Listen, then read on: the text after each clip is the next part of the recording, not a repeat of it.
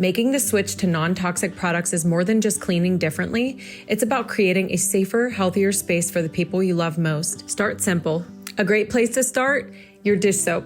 Dish soap is something you use daily, and it's in constant contact with the dishes that hold your food. Traditional dish soaps can leave behind chemical residues that can affect your health over time. Made with plant-based ingredients, Truly Free dish soap is tough on grease but gentle on sensitive skin. And because it's refillable and biodegradable, it's kind to the planet too. Once you've made one switch, the journey becomes easier. Start looking at other products you use daily, like laundry detergent, all-purpose cleaner, hand soap.